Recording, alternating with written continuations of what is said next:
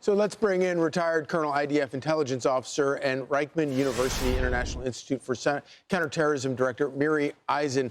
Thank you for joining us this morning. You know, one of the things that Australian officials talked about is that the current threat level, they call it probable, which they define as meaning 50% possibility that there could be another attack or an ongoing attack there in Australia. What does that tell you? We're looking at an attack that was done by two men. That we already saw. There's a probability that there were additional ones, meaning, first off, it's not a lone wolf attack. This is something where they came together. They came with weapons. They probably came in a car.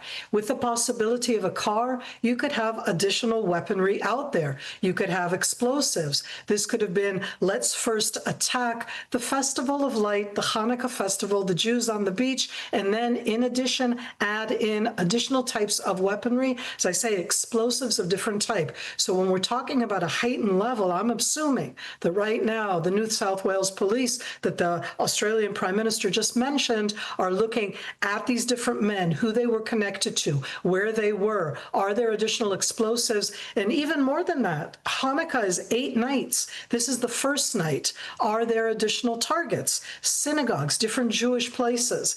And if I'm allowed one more point, which really disturbed me when I was listening to the Prime Minister of Australia, is he did not say the word Jewish. He did not say the word terrorist. It was all about equality. This was attack against Jews on the first night of Hanukkah, and it needs to be said. Yeah, Miri, it's a great point. We flagged that earlier in the initial statement. Of course, during the press conference, Albanese went on to speak about the rise of anti-Semitism and calling it an act of terror.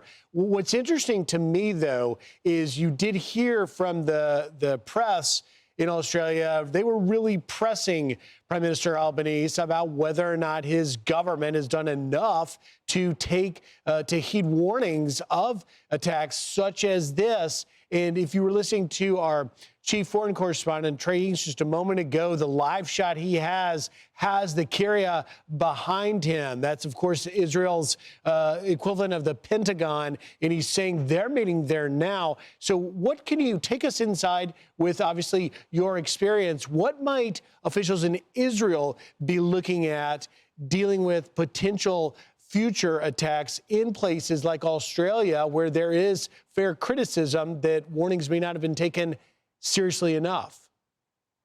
I'm going to split that into two different parts. One is the immediate threat.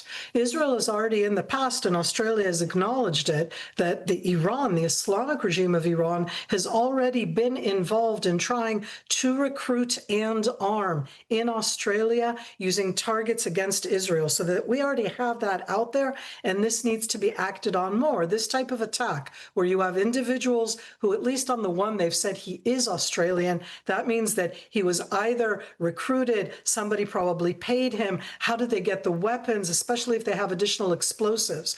I expect Israel in that sense to be looking at what we're very good at, if I can say that, looking at the Islamic regime, looking at the different ways that they recruit. And I say to myself also, the Islamic regime of Iran even managed to recruit Israelis in Israel during this war, meaning it isn't something that happens just in Australia, and they were rooted out by Israel's domestic comparative to the FBI. I expect Australia to do the same, to look for the recruitment, to be able to see it online. These are things that Israel has more knowledge and capability with. I want to add in an additional point that has to do with giving a long-term warning. The last 2 years and 3 months, I've watched the horrific change of rhetoric, of words, that has happened specifically in Australia.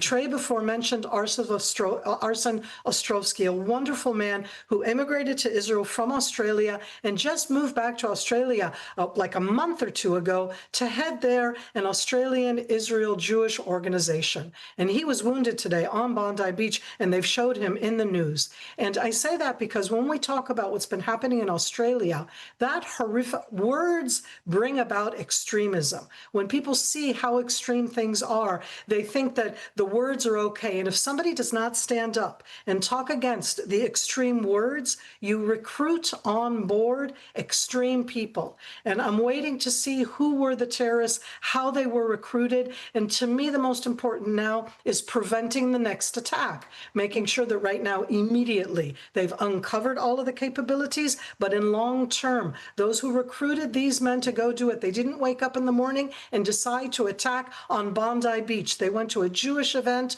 that was published that it was going to be there, and we need to be able to prevent that. And last but not least is really in that sense to up the security around Jewish sites, which I say as both a Jew and Israeli is horrible, but you need to do so. It's something that's happened in the United States. I just got back from the States. Every single synagogue I went to now has, police outside. That's a horrible thing on the one hand, but on the other hand, it means that they are protected. I wish we didn't need that, but we do need that. Miri, I want to read you what Secretary of State Marco Rubio had to say, his statement. But before I do, why do you think anti-Semitism is on the rise, specifically in Australia?